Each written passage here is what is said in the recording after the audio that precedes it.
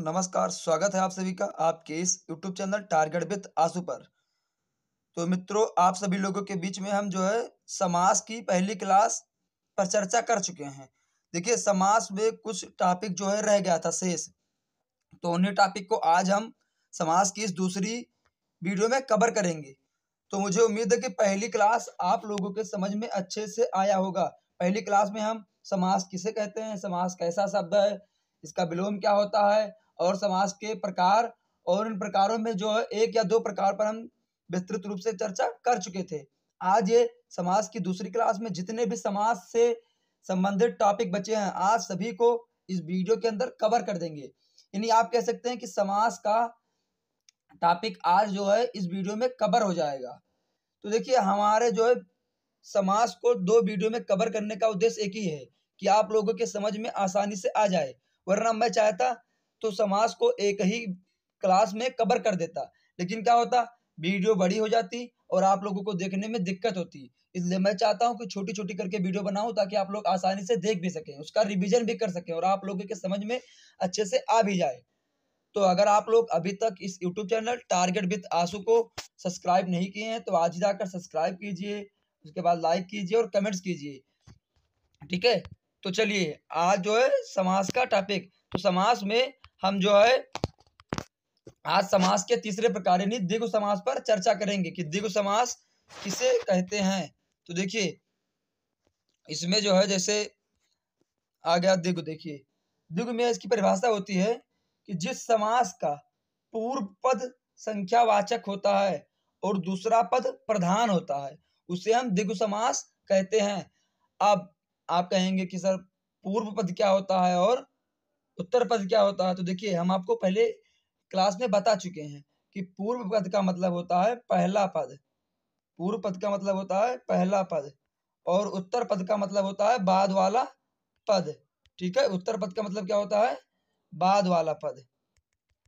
तो यहाँ पर लिखा है कि जिस समास का पूर्व यानी पहला पद क्या होता है, संख्यावाची होता है या संख्यावाचक होता है, और दूसरा पद यानी उत्तर पद प्रधान होता है, तो वहां पर द्विगु समास होता है। ठीक है, अब आप इसे कैसे याद रखेंगे, तो इसके लिए एक ट्रिक है कि द्विगु, एगो दूगो तिगु, ऐसे करके आप याद कर लीजिए कि क्या होता है, यहाँ पर संख्या होती है, एगो दूगो तिगु, मतलब संख्या नहीं हुआ। तो वैसे ही कि जिस समास का पूर्व पद यानी पहला पद संख्यावाची होता है और दूसरा पद प्रधान होता है, तो वहां पर द्विगु समास होता है। जैसे चौराहा, क्या, सॉरी, चौमासा। चौमासा का मतलब होता है 4 मास का समूह यानी 4 महीने का समूह। उसके बाद चौराहा, चौराहा में 4 राहों का समूह, क्या होगा, 4 राहों का समूह। इसके बाद तीसरा है नवरात्रि यानी 9 रात का समूह। अब देखिए, इसमें क्या हुआ, पहला पद क्या हुआ, संख्यावाची हुआ, उसके बाद दूसरा पद प्रधान हुआ। तो वैसे ही अब आ गया त्रिवेदी यानी 3 वेदों का समूह, क्या हुआ, 3 वेदों का समूह।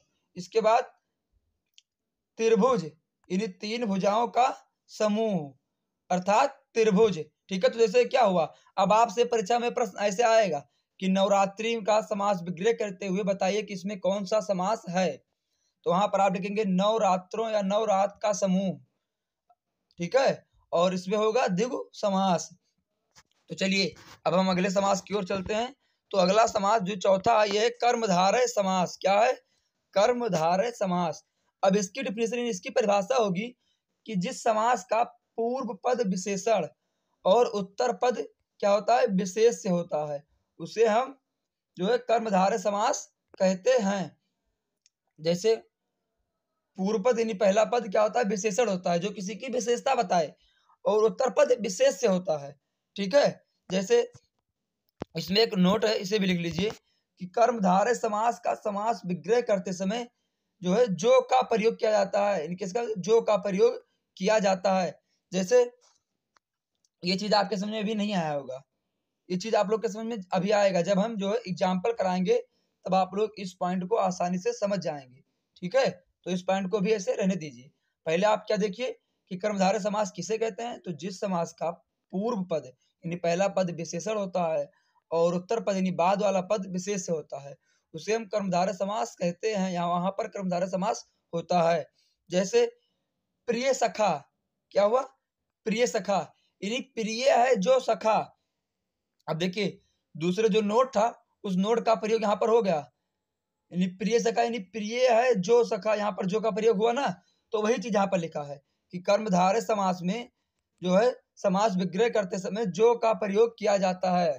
किसका? जो का प्रयोग। अगर जो आ जाए समास विग्रह करते समय तो आप लोग आंख मूंद कर वहां पर कर्मधारय समास को टिक कर दीजिएगा। 100% श्योर है कि आपका आंसर सही होगा। ठीक है, तो आ जाएगा परीक्षा में प्रश्न कि प्रिय सखा में कौन सा समास है तथा इसका समास विग्रह भी कीजिए। तो अब आप लोग के समझ में नहीं आ रहा है, एकदम नहीं आ रहा है अगर कि जो है प्रिय सखा में कौन सा समास होगा, तो पहली बात आप प्रिय सखा को तोड़ दीजिए। क्या कीजिए? तोड़िए, नहीं उसका विग्रह कीजिए, अलग कीजिए। तो जब आप प्रिय सखा को अलग अलग करेंगे, यानी प्रिय है जो सखा, जब आप ऐसा करेंगे तो आपके दिमाग में आएगा कि यहाँ पर जो हुआ, और जो किसमें प्रयोग होता है? कर्मधारय में, यानी कर्मधारय समास में जो का प्रयोग होता है।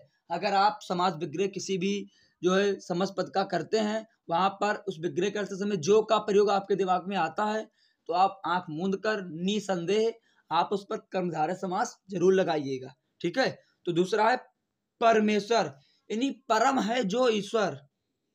कमल नयन, कमल है जो नयन। अधपका, यानी आधा है जो पका, मतलब जो आधा पका हुआ है। उसके बाद का पुरुष, यानी कायर है जो पुरुष।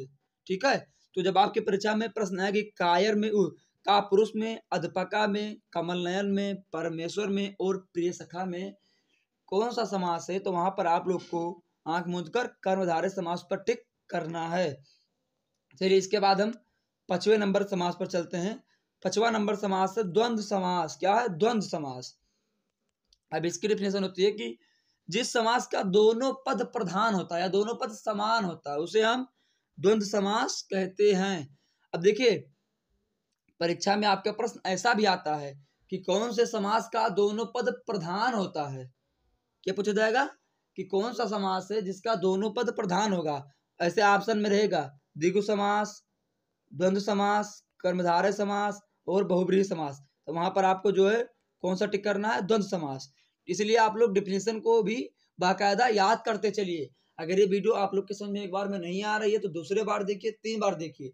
मुझे विश्वास है इतना बेसिक से इतना अच्छे से छोटे छोटे पॉइंट को लेकर चल रहा हूँ, आप लोग को समझ में ऐसा हो ही नहीं सकता कि आप लोग को समझ में ना आए। अगर आप बाकायदा एकदम ध्यान पूर्वक इस क्लास को ले रहे हैं तो आप लोगों के समझ में 100 का 100% आएगा, एक नहीं कि अलग चला जाए। ठीक है, तो क्या है? जिस समास का दोनों पद प्रधान होता है उसे हम द्वंद्व समास कहते हैं। जैसे आग आग, पानी पानी। ठीक है, अब आपके परीक्षा में जब प्रश्न आएगा कि पानी पानी में कौन सा समास है, तो वहां पर द्वंद्व समास। माता पिता में कौन सा समास है, तो द्वंद्व समास। ठीक है, अब देखिए इसमें है पॉइंट कि समास विग्रह के आधार पर द्वंद्व समास 3 प्रकार का होता है। अब आप लोग कहेंगे ये कहाँ पढ़ा दिए, ये तो आज तक हमने कभी पढ़ा नहीं कि द्वंद्व समास के 3 प्रकार होते हैं। ठीक है, मतलब आप लोग के दिमाग में आया होगा कि हम तो यही पढ़े कि समास के 4 प्रकार होते हैं कामता प्रसाद गुरु के अनुसार, और सामान्य रूप से देखा जाए तो समास के 4 प्रकार होते हैं, 6 प्रकार होते हैं। तो ये आप कहाँ से ले आए कि द्वंद्व समास के भी प्रकार होते हैं। ठीक है, अगर आप लोग नहीं जानते हो तो आज आप लोग जान लीजिए कि द्वंद्व समास के भी प्रकार होते हैं। इसमें पहला है इतरेतर द्वंद्व, दूसरा है वैकल्पिक द्वंद्व और तीसरा है समाहार द्वंद्व। यहाँ गलती से मिसप्रिंट हो गया है, आप लोग इसे सही कर लीजिए। यहाँ पर होगा समाहार द्वंद्व, समाहार द्वंद्व, ये गलती से लिख गया है समाहारा। ठीक है, तो क्या होगा? समाहार द्वंद्व। अब देखिए इसमें इतरेतर द्वंद्व किसे कहते हैं, वैकल्पिक द्वंद्व कैसे कहते हैं और समाहार द्वंद्व कैसे कहते हैं। हालांकि अभी तक आप लोगों की परीक्षा में ये प्रश्न नहीं पूछा गया है, लेकिन इस बढ़ते कंपटीशन के दौर में कहां से कौन सा प्रश्न बना लिया जाए ये किसी को पता नहीं है। तो इसी को ध्यान में रखते हुए हम समाज से संबंधित जितने भी परीक्षा उपयोगी प्रश्न आज तक बने हैं या बन सकते हैं भविष्य में, मैं उन सभी को ध्यान में रखते हुए ये क्लास चाहे छोटे स्तर यानी एकेडमिक क्लास का बच्चा पढ़े चाहे कॉम्पिटेटिव लेवल का बच्चा पढ़े, सबके लिए जो है अत्यंत महत्वपूर्ण साबित होगा। ठीक है, तो जब आपकी परीक्षा में प्रश्न अगर खा बखा आ ही जाए कि द्वंद्व समास के कितने प्रकार होते हैं, तो आप लोग को 3 प्रकार करना है। कौन कौन सा? इतरेतर, वैकल्पिक और समाहार। अब आप कहेंगे ये आप अपने मन से पढ़ाए हो। देखिए मैं अपने मन से कुछ नहीं पढ़ाया हूँ, अभी आपको ये मैं प्रूव भी कर रहा हूँ कि कहाँ पर ऐसा समास होता है। एग्जाम्पल के तरीके से, फिर आप लोग कहोगे कि सर जी अच्छा पढ़ा रहे हैं, ठीक है, ये आपका भाई आपको अच्छा ज्ञान सिखा रहा है, ठीक है।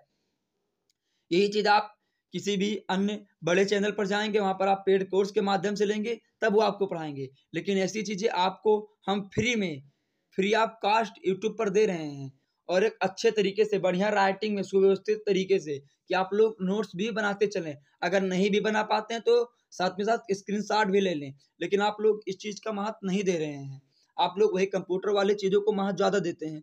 इसमें इलेक्ट्रॉनिक बोर्ड हो, आराम से पीपीटी बनी हो, आके पढ़ा के चला जाए, वो चीज़ आपके समझ में अच्छे से आएगा। लेकिन ये चीज़ आपके समझ में नहीं आ रहा है, क्योंकि आप लोग गलत फहमी में पड़े हुए हैं, ठीक है। तो आप लोग उस गलत फहमी को दूर कीजिए, और जो है इस क्लास को बाकायदा एकदम अच्छे तरीके से पढ़िए। हम हिंदी से संबंधित बहुत भी चीज़ें आपको कंप्लीट करा चुके हैं। आप उस पर जाकर, हमारे चैनल की प्लेलिस्ट में बना भी हुआ है, आप उस पर जाकर हिंदी के सारे वीडियोस को देखिए। जैसा कि आप लोग का जीडी की परीक्षा, सीआईएसएफ की परीक्षा, बीएसएफ की परीक्षा और सीटेट की परीक्षा, टेट, जितनी भी परीक्षा हाल ही में होने वाली हैं, सभी के लिए अत्यंत महत्वपूर्ण साबित होगी हमारी क्लास। हम पर्यायवाची, लोकोक्त मुहावरे और जो है विलोम शब्दों से संबंधित वीडियो ऑलरेडी बना चुके हैं। अगली वीडियो हमारी संज्ञा से संबंधित आएगी, ठीक है। तो चलिए अब हम बताएंगे आपको इतरेतर द्वंद्व किसे कहते हैं। तो देखिए इतरेतर द्वंद्व में इसमें है,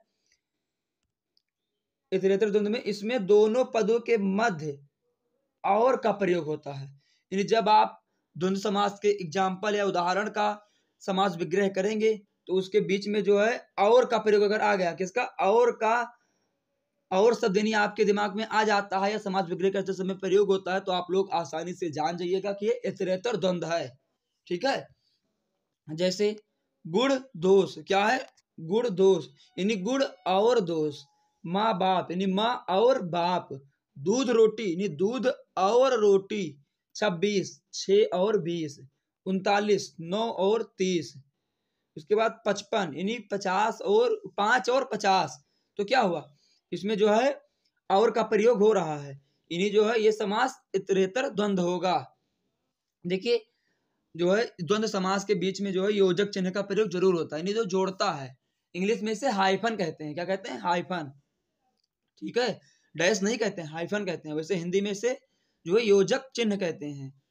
अगर आपके परीक्षा में प्रश्न आ जाए कि योजक चिन्ह का प्रयोग किस समास में होता है, तो वहां पर आपको द्वंद्व समास पर टिक करना है।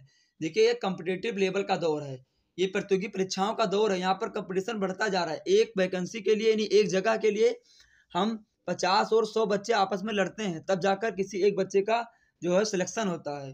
तो एक बच्चे का सिलेक्शन जब होगा जब वो किसी भी चीज़ को बेसिक से लेकर और उच्च शिखर तक पढ़ेगा, तभी वो उस 50 और 100 बच्चों की रेंज में सबसे नंबर 1 पर जाएगा। तो इसीलिए आप लोग ऐसा ना देखिए कि हम समास पढ़ लिए, आप लोग ऐसे देखिए समास में हमसे क्या बचा है, आप उस पर ध्यान दीजिए। आप मॉक टेस्ट लगाइए, आप जो किताबों को पढ़िए। ऐसा नहीं कि आप ऑनलाइन क्लास लेते चलिए, आप दिन में 12-12 घंटे आप सिर्फ ऑनलाइन क्लास पर ध्यान दे रहे हैं, ऐसा गलत है। आप ऑनलाइन क्लास को 1 घंटा 2 घंटा ध्यान दीजिए, उसके बाद अपनी बुक को प्रेफर कीजिए। बुक के माध्यम से आप लोगों के समझ में आसानी से आ जाएगा, क्योंकि बुक जो है वही हमको, और मॉक टेस्ट, यही चीज़ें हमको जो है उच्च शिखर तक पहुँचाएंगी। अगर आप सोचते हैं कि हम यूट्यूब पर क्लास लेते या पेड कोर्स लेकर हम पढ़ लें, तो ऐसा कुछ भी नहीं है, ठीक है। ये आपकी गलत फहमी है। अगर ऐसा आपके मन में है तो आप उसको दूर कर दीजिए, ठीक है। तो चलिए अब दूसरा समास है वैकल्पिक द्वंद्व। क्या है, वैकल्पिक द्वंद्व, ये द्वंद्व समास का दूसरा प्रकार। तो इसमें है, इसमें दोनों पदों के मध्य या फिर अथवा का प्रयोग होगा। जब आप समास विग्रह करेंगे तो उसमें या फिर अथवा का प्रयोग अगर हो जाता है तो वहां पर वैकल्पिक समास होगा, ठीक है। जैसे ऊंचा नीचा यानी ऊंचा या नीचा, ऊंचा अथवा नीचा, ऐसे भी कर सकते हैं। रात दिन, इन इसका समास विग्रह होगा रात या दिन, या फिर कह सकते हैं रात अथवा दिन। इधर उधर, इसका होगा इधर या उधर। सुख दुख यानी सुख या दुख। आजकल यानी आज या कल। बुरा भला यानी बुरा या भला, अब आप इसे कह सकते हैं बुरा अथवा भला, ठीक है। तो जब आपके परीक्षा में प्रश्न आ जाए कि बुरा भला में कौन सा जो है द्वंद्व समास है, ऐसा भी आता है, ठीक है, आ भी सकता है, तो वहां पर आपका होगा वैकल्पिक द्वंद्व। अगर आपके समझ में नहीं आ रहा है तो आप पहले उसका समास विग्रह कीजिए कि बुरा अथवा भला या बुरा या भला, तो वहां पर आप आंख मूंद के वैकल्पिक द्वंद्व पर टिक कर दीजिएगा, ठीक है। इसके बाद तीसरा प्रकार है द्वंद्व समास का समाहार समास। क्या है? समाहार समास। वहां पर गलती से समाहारा हो गया था, आप लोग उसे सही कर लीजिएगा, ठीक है। तो तीसरा है समाहार द्वंद्व। अब इसमें होता है इस समास में दोनों पदों के मध्य आदि या इत्यादि आता है। यानी जब आप इस प्रकार के समास का विग्रह करेंगे तो वहां पर समास विग्रह करते समय आदि या इत्यादि आ गया तो आप लोग जान लीजिएगा कि वहां पर, सॉरी यहाँ पर मध्य नहीं अंत में होगा, ठीक है। आप लोग इसे सही कर लीजिए। यहाँ पर होगा इस समास में दोनों पदों के अंत में आदि या इत्यादि आता है, उसे हम समाहार द्वंद्व कहते हैं। जैसे दाल रोटी, तो यहाँ पर दाल आदि रोटी नहीं होगा, दाल रोटी आदि। चाल चलन यानी चाल चलन आदि। फल फूल यानी फल फूल आदि या इत्यादि। हाथ पांव यानी हाथ पांव आदि। भूल चूक यानी भूल चूक इत्यादि या आदि। यहाँ गलती से मिसप्रिंट हो गया है कि इस समास में दोनों पदों के अंत में, क्या अंत में जो है, लिख लीजिए यहाँ पर कि अंत में आदि या इत्यादि आता है, ठीक है। जैसे दाल रोटी यानी दाल रोटी आदि। चाल चलन यानी चाल चलन आदि। फल फूल तो फल फूल आदि। हाथ पांव यानी हाथ पांव इत्यादि। भूल चूक आदि। तो वैसे ही आपके समझ में आ गया होगा और आपको ऐसे ही परीक्षा में टिक भी करना है। इसके बाद जो लास्ट समास है बहुव्रीहि समास। इस समास के बाद आपका समास का टॉपिक एक अच्छे तरीके से कंप्लीट हो जाएगा। तो चलिए, बहुव्रीहि समास की परिभाषा होती है कि जिस समास में दोनों पद अप्रधान होते हैं तथा दोनों पद मिलकर किसी तीसरे पद को प्रधान बनाते हैं या तीसरे पद की विशेषता बताते हैं, वहां बहुव्रीहि समास होता है। अब देखिए, आपकी परीक्षा में जब प्रश्न पूछेगा तो वहां पर पूछेगा कि कौन सा समास है जिसका दोनों पद अप्रधान होता है। 4 ऑप्शन रहेगा, बहुव्रीहि, द्वंद्व, द्विगु, कर्मधारय। तो वहां पर आपको टिक करना है बहुव्रीहि समास। अगर आपकी परीक्षा में इसके विपरीत पूछा जाए कि कौन सा समास है जिसका दोनों पद प्रधान होता है, तो वहां पर क्या करना है? द्वंद्व, ठीक है। तो ऐसे ही परीक्षा में आपका प्रश्न पूछा भी गया और पूछा भी जाएगा कि कौन सा समास है जिसका दोनों पद अप्रधान होता है, तो वहां पर बहुव्रीहि समास। ऐसा कौन सा पद है, ऐसा कौन सा समास है जो तीसरे पद की विशेषता बताता है, तो वहां पर बहुव्रीहि समास। तो इसीलिए आप लोग परिभाषा को भी अच्छे तरीके से देखते रहिए, ठीक है, और इसका नोट्स भी बनाते रहिए, क्योंकि नोट्स के माध्यम से आपके समझ में आसानी से आ जाएगा। तो परिभाषा देखिए, जिस समास में दोनों पद अप्रधान होते हैं तथा दोनों पदों के मध्य दोनों पद मिलकर किसी तीसरे पद को प्रधान बनाते हैं, वहां बहुव्रीहि समास होता है। यानी जिस समास का दोनों पद अप्रधान होता है तथा दोनों पद मिलकर किसी तीसरे पद या किसी अन्य पद की विशेषता या प्रधान बनाता है, वहां बहुव्रीहि समास होता है। जैसे लंबोदर यानी लंबा है उदर जिसका, लंबा है उदर, उदर में से होता है पेट, उदर में से क्या होता है? पेट। यानी लंबा है पेट जिसका। अब किसका पेट लंबा है? यानी गणेश जी का। अर्थात गणेश जी यहाँ जो है तीसरे पद की विशेषता हुई है, तीसरे जो है शब्द की विशेषता हुई कि गणेश जी का। अब हमें तो मिला लंबोदर, इसका हम समास विग्रह किए और समास विग्रह करते समय क्या किया? लंबा है उदर जिसका, नहीं लंबा है पेट जिसका, अर्थात गणेश जी। तो यहाँ पर क्या हुआ? बहुव्रीहि समास। जब आप किसी भी समास का समास विग्रह करेंगे वहां पर तीसरे पद की विशेषता अगर आ जाती है तो वहां पर आप बहुव्रीहि समास को आंख मूंद कर देना। दूसरा है त्रिनेत्र। अब आप यहाँ पर जो है कहेंगे द्विगु समास भी होगा। देखिए, जब आपके परीक्षा में प्रश्न में बहुव्रीहि समास ना हो तो वहां पर आप द्विगु करना। अगर आपके परीक्षा में बहुव्रीहि भी है द्विगु भी है, तब आप सबसे पहले बहुव्रीहि समास पर ही टिक करना, ठीक है। तो त्रिनेत्र यानी तीन है नेत्र जिसके, अर्थात शंकर जी, ठीक है। आप लोग के समझ में वो दिमाग में ये डाउट जरूर आया होगा कि त्रिनेत्र में तो संख्या का भी बोध होता है, प्रथम पद संख्यावाची है। तो जी बिल्कुल है, लेकिन जब आपकी परीक्षा में प्रश्न में जो है वैकल्प में ये ऑप्शन है बहुव्रीहि, तब आप जो है बहुव्रीहि को ही प्राथमिकता देना, क्योंकि यहाँ पर तीसरे पद की विशेषता हो रही है। और जब बहुव्रीहि ना होगा तब आप जो है द्विगु पर टिक करके चले आना, आपका प्रश्न सही हो जाएगा। ऐसा नहीं कि आप छोड़ दो, बहुव्रीहि नहीं है तो आप इनमें से कोई नहीं प्रकट दो, ऐसा नहीं है। अगर बहुव्रीहि नहीं है द्विगु है तो आप द्विगु पर जरूर टिक करना, ठीक है। इसके बाद है श्वेतांबर, यानी श्वेत है अंबर जिसका, यानी श्वेत है अंबर में वस्त्र। यानी अब आप कहेंगे सफेद कपड़ा कौन पहनता है? सरस्वती जी। तो श्वेतांबर यानी सफेद है अंबर जिसका, अर्थात सरस्वती जी। इसके बाद पंकज यानी पंक में है उत्पन्न जो, यानी पंक में से होता है कीचड़, यानी कीचड़ में जो उत्पन्न है। तो कीचड़ में कौन उत्पन्न है? कीचड़ में कौन उत्पन्न है? जो है कमल, यानी कमल जो है कीचड़ में ही उत्पन्न होता है। तो पंकज में कौन सा समास है? बहुब्रीहि समास। पंक में जो है उत्पन्न अर्थात कमल। इसके बाद एक छोटा सा इसी में नोट है, ये भी आप लोग समझ लीजिए कि सा या सा उपसर्ग लगाकर भी बहुब्रीहि समास बनता है। जैसे सह परिवार यानी परिवार के साथ, सह पत्नी यानी पत्नी के साथ। जब आपकी परीक्षा में प्रश्न आ जाए कि सह परिवार, तो वहां पर आपको क्या करना है? परिवार के साथ यानी बहुब्रीहि समास पर टिक करना है। अब आपकी परीक्षा में सीधे तौर से भी प्रश्न पूछा जा सकता है कि कौन सा समास है जिसमें सा या सह उपसर्ग लगाकर समास बनाया जाता है, तो वहां पर आपको क्या करना है? बहुब्रीहि समास पर टिक करना है। तो मुझे उम्मीद है कि ये समास का टॉपिक आप लोगों के समझ में अच्छे से आ गया होगा। और अगर आप लोग के दिमाग में कैसा लगा, अच्छा लगा तो बताइए, बुरा लगा तो बताइए, लेकिन आप कमेंट जरूर कीजिए कि अब ये क्लासेस हमको कैसी लगी। देखिए अपने तरीके से हम जो है पूर्ण रूप से प्रयास किए हैं कि समास हर किसी बच्चे के समझ में आ जाए, जो पहली बार ले रहा हो या कई बार ले चुका हो। कुछ नया भी सिखाए हैं और कुछ अलग करके भी आपको पढ़ाए हैं, ताकि आपको भविष्य में कभी दिक्कत ना हो।